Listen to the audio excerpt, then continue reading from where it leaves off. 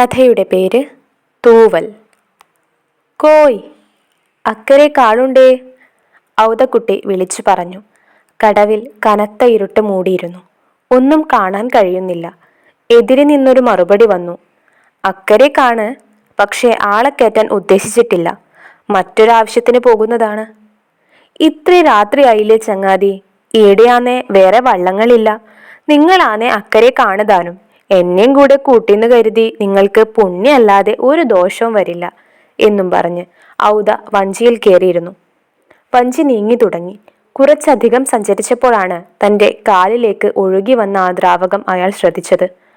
ചുവന്ന നിറത്തിൽ അത് വഞ്ചിയാകെ നിറഞ്ഞിരിക്കുന്നു. എൻ്റെ കർത്താവേ, ചോര! വഞ്ചിയിൽ തെളിച്ചു വെച്ച ചെറിയ പാനീസിന്റെ വെളിച്ചത്തിൽ ഔദ വഞ്ചിക്കാരനെ കണ്ടു. കറുത്തിരുണ്ട ഒരു കൊമ്പൻ മീശക്കാരൻ. തൻ്റെ കുംഭവയറിനെ മറക്കാൻ എന്നോണം കെട്ടിയ കൈലിയുടെ മേൽ തിളങ്ങിക്കാണുന്ന വെള്ളിപ്പിടി മൂർച്ചയുള്ള കഠാരയുടേതാണെന്ന് ഔദ മനസ്സിൽ ഉറപ്പിച്ചു. ഈ വഞ്ചിയിൽ കയറാൻ താൻ കാണിച്ച ആവേശത്തിന്റെ ആ നിമിഷത്തെ അയാൾ മനസ്സിൽ പ്രാഗി. മറ്റെന്തോ ആവശ്യത്തിന് പോകുകയാണ് എന്നയാൾ പറഞ്ഞത് ഏതോ ഒരു കൊല ചെയ്യാനായിരിക്കുമോ? ഇനി ആ ഇര ഞാനായി മാറുമോ? ഔദ മറിയക്കുട്ടിയെ ഓർത്തു. മനസ്സ് നിറയെ സ്വപ്നങ്ങളും കണ്ടുകൊണ്ട് തൻ്റെ കൂടെ ഇറങ്ങി വന്ന എൻ്റെ മറിയ പെണ്ണ്. തൻ്റെ പരന്ന അരക്കെട്ടാകെ ഉടതൂർന്നു കിടക്കുന്ന അവളുടെ തലമുടിയും വെള്ളാരം കല്ലിനൊത്ത കണ്ണുകളും തൂവെള്ള നിറവും കണ്ടപ്പോൾ കരക്കാരൊക്കെ പറഞ്ഞു, എവിടെ കിടക്കേണ്ട പെണ്ണ, ഇത് ഔദക്കുട്ടിക്ക് ചേർന്നതല്ല, പൊന്നും കൂടെ അല്ലേ, ആരായാലും നോക്കിപ്പോക്കും. പക്ഷേ മറിയം എന്നെ മാത്രമാണ് സ്നേഹിച്ചത്. എൻ്റെ നിറത്തേക്കാൾ അവളെ ആകർഷിച്ചത് എന്നിൽ നിറഞ്ഞു നിന്ന സ്നേഹമായിരിക്കാം. എറണാകുളത്തേക്ക് പുറപ്പെട്ടപ്പോൾ മറിയക്കുട്ടി പറഞ്ഞു, അച്ചായി ഇന്നു പോണോ? എന്നെയും കൂടെ കൂട്ടുമോ? ഞാനിവിടെ തനിച്ചെങ്ങനെ ഇരിക്കുക? ഞാനങ്ങ് വേഗം മടങ്ങി വരില്ലേ എന്ന് പറഞ്ഞിറങ്ങിയതാ. എന്നിട്ടിപ്പോ ഇതൊരവസാനത്തെ പോക്കായി പോയോ? എൻ്റെ മറിയക്കുട്ടി, നിന്റെ വാക്ക് കേട്ട് അവിടെ ഇരുന്ന മതിയായിരുന്നു.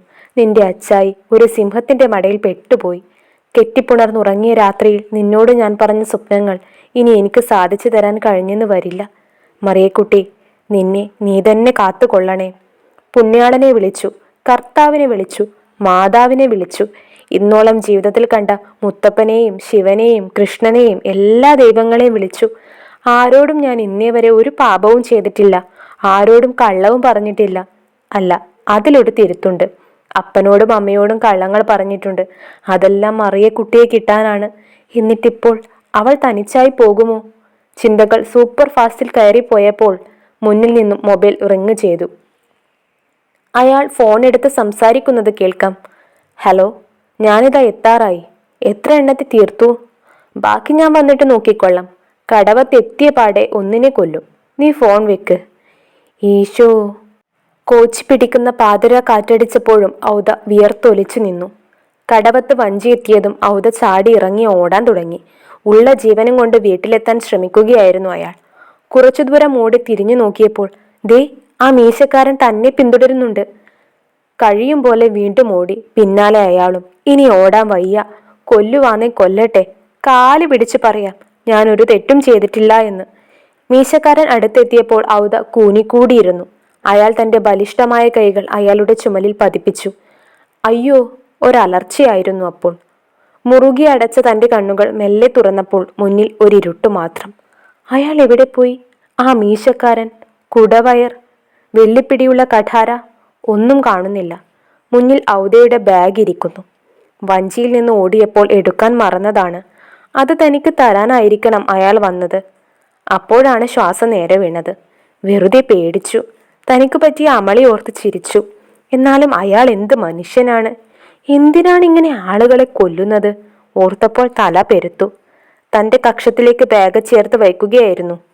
ഔദ അപ്പോൾ ശ്രദ്ധിച്ചു, ബാഗിന്റെ അറ്റത്തായി കടും ചുവപ്പ് ചോരയിൽ മുങ്ങിയ 2 കോഴിത്തൂവൽ.